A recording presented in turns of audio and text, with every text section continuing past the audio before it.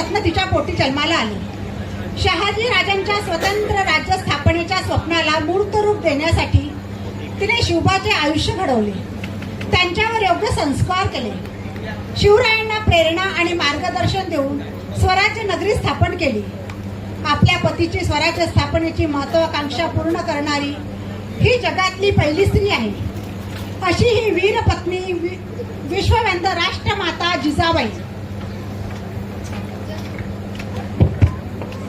शिवबा, तुम्हाला आम्ही आज काही महत्वाचं सांगणार आहे. तुम्हाला लहानपणापासून आम्ही रामायण आणि महाभारतासारखे पराक्रमाचे बाळकडू जणू देत आलो आहे. दादोजी कोंडव सारख्या गुरुकडून तुम्ही राजनीती आणि युद्धनीतीचे धडे गिरवित आले आहात. हे कशासाठी हे तुम्ही जाणता ना? कारण आता शांत बसून चालणार नाही.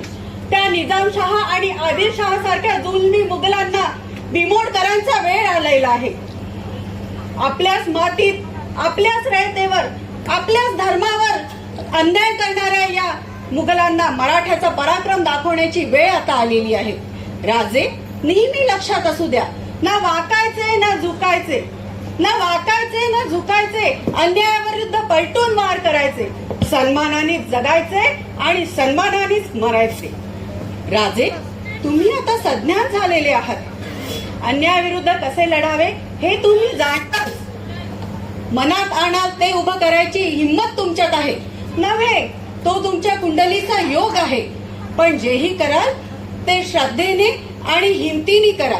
कारण देव्हाऱ्यात जसे देव शोभतात तसेच मनात हिंमत आणि निष्ठा शोभते.